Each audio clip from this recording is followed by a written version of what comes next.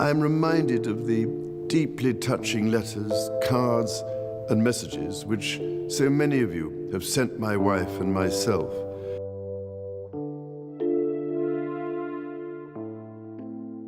For months, quiet tensions had been brewing within Buckingham Palace, but nothing had prepared the royals or the public for this shocking turn. Reports now claim that King Charles has taken drastic action, forcing Queen Camilla out after she allegedly laid claim to properties once belonging to the late Queen Elizabeth. What seemed like a private disagreement has erupted into a full-blown royal crisis, shaking the monarchy's foundations. So, was this a power grab gone wrong, or the final straw in a brewing conflict? The truth is far more explosive. The crown's reckoning, fallout, and legacy. In a tense, silent chamber, King Charles faced his senior household and delivered a decision that would reshape the monarchy. Declaring that the throne rests on trust, he stripped Camilla of all royal titles, privileges, and jewels, exiling her to a distant estate. Her influence vanished overnight, leaving behind a palace heavy with unease. Though the scandal had ended, its echoes lingered, the crown's grandeur now shadowed by betrayal, its golden walls trembling under the weight of broken trust. By evening, the world knew. Headlines exploded across every screen and paper. King ousts Queen Consort. Jewelry heist rocks the royals. Television pundits speculated endlessly. Was it justice or vengeance? Social media flared like a battlefield. Half the world praised the king for his courage, the other half condemned him for cruelty. Conspiracy theories thrived. Secret recordings, broken promises, hidden vaults. Some insisted Charles had acted to protect the monarchy's sanctity. Others whispered of old grudges and unspoken rivalries finally unleashed. At precisely 9 o'clock, the king appeared before the nation. The palace released a pre-recorded address, a tired monarch sitting alone behind his oak desk, the same desk where he had once written letters of love and grief. His face was drawn, his tone deliberate, but his poise remained royal. "Duty demands consequences," he said, voice echoing through millions of living rooms. "Her Majesty's legacy is preserved." He spoke of integrity, of the crown's enduring trust, and of the painful necessity of accountability, even within his own household. Then he thanked the investigators for their uncompromising service, closed the folder before him, and signed off with a brief nod. In that gesture, heavy, restrained, the nation saw a man who had sacrificed affection for principle. Time, however, moves differently in palaces. 6 months later, calm had returned, but it was an uneasy calm, the kind that hums quietly before another storm. The missing treasures had been recovered and locked away, deep within the royal vault, to be seen only by future generations. The official story ended there, but behind closed doors, old loyalties faltered. Conversations froze when names were mentioned. Smiles were thinner. Camilla herself vanished from public life. No statements, no photographs, only rumors of solitary walks in her garden, of letters returned unopened, of a woman silenced by scandal and memory. Her name became a warning in whispers. Never mistake affection for immunity. Some said she had been unfairly condemned. Others, that she had fulfilled a secret promise whispered on a dying queen's lips, to return certain jewels to their rightful line, even if it meant defying the crown's command. The truth, like the jewels themselves, was buried deep. Beneath the surface of royal composure simmered old resentments, political plays, and unresolved grief. Yet, Charles's decision stood firm, a signal to his people that the monarchy's strength lay not in sentiment, but in steadfast justice. To many, it was his defining moment, a declaration that no one, not even a queen, stood above the throne. Still, as the palace settled into its new rhythm, one question lingered. Whispered among servants, pondered by courtiers, perhaps even haunting the king himself in the quiet of dawn. What other vows remain in the shadows? What forgotten promises or secrets might yet rise to challenge the throne's fragile peace? And so, the palace waits, as it always has, ancient walls holding centuries of silence. Beneath their gilded calm, they seem almost to breathe, as if bracing for the next betrayal, the next revelation, the next whisper that could once again set the crown aflame. That was how King Charles's submission ended an era, Camilla's era. How did Camilla manage to survive the public criticism and win their hearts? Let's find out. Camilla's journey to acceptance. Once vilified as the other woman who shattered Charles and Diana's marriage, Camilla's path to acceptance has been remarkable. From scandal and scorn, she evolved into a steady, respected queen beside King Charles III. Her journey, marked by resilience, patience, and time's quiet healing, transformed public perception. What began in 1970 as a spark between two witty, horse-loving souls endured decades of royal pressure, separation, and controversy, ultimately becoming one of Britain's most enduring and complex royal love stories. When news of their relationship leaked to the public, the backlash was fierce. In the 1990s, the royal family was rocked by scandal, divorces, leaked phone calls, and the tragic death of Princess Diana in 1997. For many Britons, Camilla symbolized betrayal, and her name became synonymous with heartbreak. Tabloids painted her as the villain in Diana's story, and her reputation plummeted to an all-time low. It was a time when even the idea of her appearing publicly with Charles seemed impossible. But behind palace walls, change was quietly brewing. After Diana's death, Charles sought to rebuild his image, and part of that effort involved slowly, carefully reintroducing Camilla to public life. The strategy was cautious. No grand statements, no flashy appearances, just consistency. Over time, Camilla began taking on small but meaningful royal duties, focusing on causes that mattered deeply to her. She visited shelters for victims of domestic violence, lent her voice to campaigns against abuse, and supported organizations promoting literacy among children. These weren't glamorous events, but they showed a woman genuinely trying to make a difference, not one seeking attention. Gradually, the public began to see another side of her. She laughed easily, spoke without pretense, and often appeared surprisingly approachable, a contrast to the usual royal stiffness. She seemed like a woman comfortable in her own skin, aware of her past but not defined by it. Her warmth, humor, and quiet determination began to soften hearts, and, above all, to Charles. The turning point came in 2005, when Camilla and Charles finally married in a modest civil ceremony decades after their first meeting. It wasn't a fairy tale wedding, but it was honest.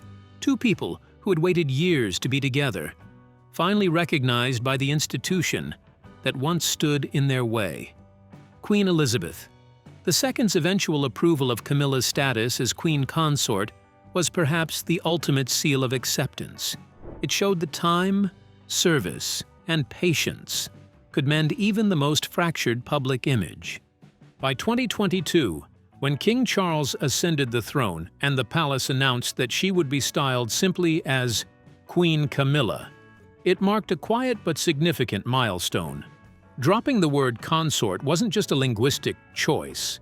It symbolized full recognition. Camilla was no longer an outsider looking in. She was part of the royal institution's very fabric.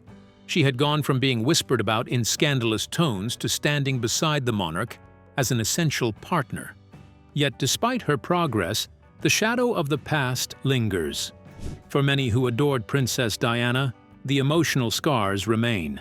Some historians and royal commentators argue that Camilla may never fully escape the ghost of Diana, that her legacy will always exist alongside the memory of the late princess. And perhaps that's true. History, after all, is not something one can rewrite. It can only be lived through, learned from, and accepted. Still, what makes Camilla's journey remarkable is how she faced it all, not with dramatic declarations or attempts to rewrite the past, but with quiet endurance. She let time do the talking.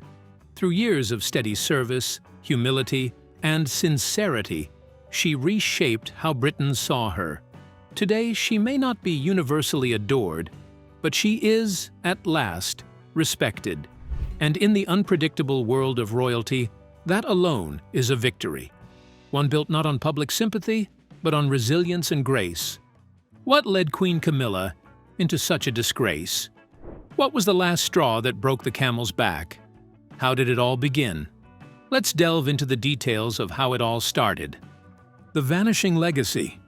Imagine the calm silence of Buckingham Palace on a crisp May morning in 2025, 3 years after the world had bid its final farewell to Queen Elizabeth II. London had moved on. The black armbands were gone. The mournful processions just distant memories. Yet within those golden corridors, her presence still lingered, like a ghost that refused to leave. The scent of lilies still hung faintly in the air, the same flowers that once lined the path of her final journey. The oak floors, polished to perfection, gleamed beneath the morning light, reflecting centuries of power and whispered secrets. But on this quiet Wednesday, May 4th, the calm was shattered. Donald Walton, the royal treasurer, came stumbling through the private halls, breathless and pale. He was a wiry man, nervous by nature, known for the twitch in his left eye and the habit of fiddling with his cufflinks whenever anxiety gripped him. This morning, however, his usual nervousness had transformed into sheer panic. Clutched tightly in his hands was a black leather folder, the kind used only for matters too sensitive to discuss aloud. When he was ushered into the royal briefing room, his words spilled out like broken glass. What he revealed froze every heartbeat in the room. Several priceless items from the late Queen's personal collection had vanished. These weren't just royal ornaments. They were relics of a legacy. Foremost among them was the sapphire Jubilee brooch, the dazzling piece that had once shimmered under the lights of her 65th anniversary celebration, a symbol of endurance, of monarchy, of grace under pressure. Next was the double-strand pearl necklace the Queen had worn during Princess Diana's funeral in 1997, each pearl heavy with the memory of grief and duty. But most disturbing of all were 2 handwritten journals, private reflections from the Queen's final years, penned during the isolation of the COVID-19 lockdown. Within their pages were personal letters to her heirs, thoughts never meant for public eyes. The items were supposed to be sealed for nearly a century, locked away by royal decree in a vault guarded by the Royal Collection Trust. The vault itself was said to be impenetrable, a fortress beneath the palace that required biometric clearance and multiple coded authorizations. The treasures were to remain untouched until long after every current royal had passed, part of a sacred promise to protect the Queen's unfiltered thoughts and private history. And yet, they were gone, as if the walls themselves had betrayed her. News of the theft spread through the palace like wildfire. Prince William and Princess Anne were the first to be briefed in the secure war room, a chamber lined with maps, portraits, and old memories of Churchill's wartime councils. Anne, ever the disciplined soldier, stood stiffly, her eyes sharp as steel. "How long has this gone unnoticed?" she demanded. Donald's lips trembled. "2 years, Your Royal Highness. Everything was sealed and logged, twice." William leaned forward, his jaw tight, voice low but dangerous. "Then explain the breach. Explain how something that's not meant to exist outside that vault just vanished." The treasurer swallowed hard, words failing him. We don't know yet, sir. But I give you my word, we'll find them." Anne's expression didn't soften. "Your word," she said coldly, "won't restore what's been taken." When King Charles III was told of the disappearance, he was in his private study, wrapped in a tartan blanket, reading old notes from his mother's final speeches. As the aide relayed the grim details, the king's hand trembled slightly, then steadied. His face, pale, tired, lined with the weight of both grief and age, hardened into resolve. "This isn't just theft," he said quietly, his voice steady as steel. "This is an attack. an assault on my mother's soul, and on the very heart of our monarchy. He rose from his chair, eyes glinting with a resolve that belied his frailty. Find out who did this. I don't care how deep we must dig. Outside, the palace clock struck 11. The same chime that once marked royal births and national celebrations now tolled over a household shaken to its core. Within hours, security chiefs and MI5 liaisons were summoned. Silent alarms spread through corridors where footmen and secretaries exchanged nervous glances. No one spoke of it publicly, yet everyone could feel it. A storm had broken within the monarchy. For generations, the royal family had withstood scandal, rumor, and public scrutiny. But this was different. This was intimate, personal, and dangerously symbolic. Somewhere within or beyond those ancient walls, someone had dared to touch the untouchable, to reach into history itself and steal a part of a queen's soul. And as the day faded into dusk, the whispers began again, just like they had after Diana's death, just like they had when the crown changed hands. Only this time, the whispers carried a darker question. If even the Queen's secrets weren't safe, what else inside Buckingham Palace was about to unravel? Could the secret remain kept for long in the palace? How was the thief apprehended? Let's dig into the details of the hunt that kicked the Queen out. Whispers in the shadows. As the sun sank behind the horizon that fateful evening, Buckingham Palace, normally a monument of calm grandeur, shifted into something darker, almost alive with suspicion. The golden halls, once symbols of history and grace, now pulsed with whispers. Guards stiffened at their posts. Every echo in the marble corridors sounded like a secret being carried away. Deep beneath the palace, in the old royal war room, a bunker carved from steel and stone where Churchill once shaped the destiny of empires, King Charles called a private council. Only the most trusted were summoned: Prince William, Princess Anne, Prince Edward, and Queen Camilla. A few aides lingered on the fringes, bound by oaths so strict that a single misplaced word could end careers, or worse. The air was heavy, as though the very walls remembered past crises. The massive oak table in the center bore scars from decades of storms, wars, scandals, abdications. Now, another crisis was about to be carved into its history. Charles spoke first, his voice low but unyielding. "My mother's sanctum has been violated," he said, each word deliberate. "Something sacred has been taken, and we will uncover the truth, even if it lies among us." A tremor of silence followed. Then Camilla, ever composed, her tone smooth as silk yet edged with steel, leaned forward. "Start with Walton," she suggested. "Every secret has roots, motives, allies, trails. They don't vanish into thin air." Edward frowned, uncertain. William's eyes, sharp and calculating, flickered toward his father, silently agreeing. But Anne, ever the voice of caution, interjected. "We must tread carefully. Remember 89? A false accusation nearly destroyed a man's life, and ours with it." "True," Edward added quickly. "One wrong move and we'll be devoured by the press before dawn." Charles sat back, tapping his fingers on the table, the steady rhythm echoing like a clock counting down to disaster. Finally, he issued his verdict. "Two paths," he declared. "The Treasury will probe the formal way, quietly. But a shadow investigation begins tonight. It reports only to me." The meeting dispersed into a storm of whispered strategy. Yet one name had already surfaced in Charles's mind, a man who thrived where light could not reach. Sir Clement Mallister arrived before nightfall. Silver-haired, sharp-eyed, and once a legend in M16, he moved like a ghost through the king's private office.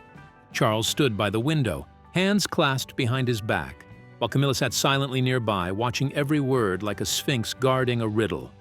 "Full discretion," Charles ordered. 10 days for leads, 30 for the truth. Leave no stone unturned, and trust no one. Clement nodded once. the old fire flickering in his eyes.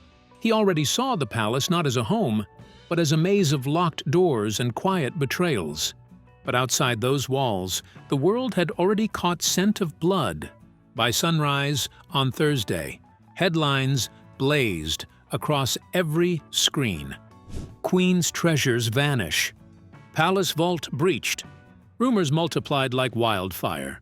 Foreign espionage, insider theft, even talk of a centuries-old curse. The palace press office faltered under the weight of questions. One reporter sneered, "Can't even guard a brooch?" In a rare show of defiance, William stepped before the cameras at Clarence House. His composure was ice, his words few. "Justice will prevail," he said, then turned and disappeared behind the doors. But the pressure was immense. The monarchy's reputation was bleeding in real time. Inside the palace, Clement's team worked like shadows. They examined every log, interrogated every guard, and scanned every second of footage. No forced entry, no alarms. It was as though the treasures had simply chosen to disappear. Then, 7 nights inside the dimly lit archives, a young rookie named Donna noticed it, a small, haunting irregularity in the digital records. "Robert Halton," she whispered. "He clocked in early on April 27th, and never clocked out." Clement froze. The silence that followed was electric. "We've got our thread," he said quietly. And with that, the hunt began. Not just for the missing treasures, but for the truth that would soon tear through the palace walls themselves. Did the thief confess or deny the allegation? How did Camilla get into the picture? How did she convince him to do the job? Let's find out how the culprit was unmasked. The Twisted Trail. Dawn broke on Friday, May 12th, pale light spilling across the palace courtyard as tension gathered like storm clouds. Inside the security office, Clement's voice cut through the morning stillness. "Bring me Halton's file. Now." Moments later, the guard, Halton, a man who had served the royal household with quiet loyalty for 10 long years, was ushered into a narrow interrogation room. The space was bare except for a single metal table, a recording device, and the suffocating weight of authority that seemed to hang in the air. Clement leaned forward, his eyes sharp. "Explain your early arrival that morning."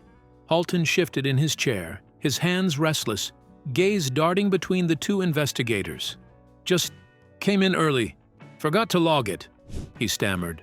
Donna, seated beside Clement, crossed her arms. 10 years of spotless service, and you suddenly forget protocol? Be careful, Halton.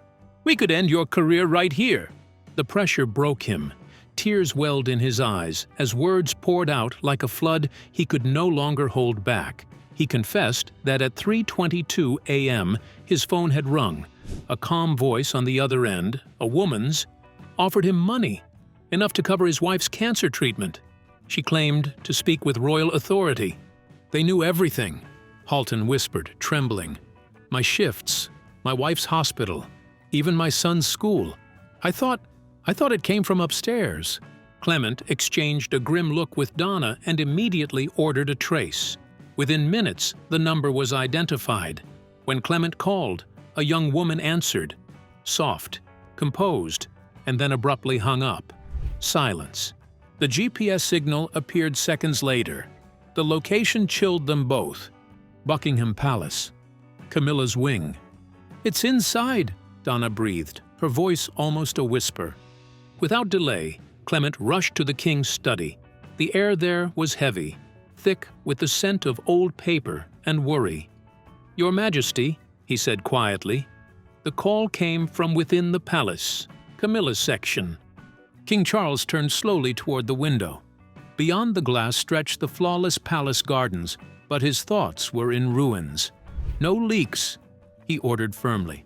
"Search every chamber. Quietly. No one outside this room must know." That evening, Charles gathered the palace's unseen hands. The maids, the valets, the butlers who had served generations of monarchs. His voice wavered but held authority. "As a son mourning his mother," he said, "I ask you, help restore her honor. There will be rewards for truth." The hunt began. Shadows moved silently through gilded corridors and grand bedrooms. Even the private quarters of William, Anne, and the king himself were searched. 2 tense days passed with nothing to show. Then, on Sunday evening, Eleanor Hartridge, a maid in the royal nursery, appeared breathless and pale. In Eliza's room, Camilla's granddaughter, she whispered. From a rabbit-shaped jewelry box hidden beneath the wardrobe, she pulled out the sapphire brooch, authentic and untouched since the late Queen's passing. Moments later, the missing journals were found locked in a drawer nearby. Clement turned to the king. Only one person had access, he said quietly. Camilla was summoned. She entered composed, draped in an emerald coat that gleamed like armor. "What nonsense is this?" she snapped, glaring at the brooch. "A setup! Pure spite against my family!" But the evidence was unshakable. The call, the hiding place, the link. Cornered, she straightened her shoulders. "I didn't steal," she said coldly. "I claimed what was promised. Your mother said it would be mine. Why should it rot in a vault while others flaunt Diana's jewels?" The words hung like frost. Charles looked into her eyes and saw no remorse, only pride. The betrayal was not just of trust, but of love.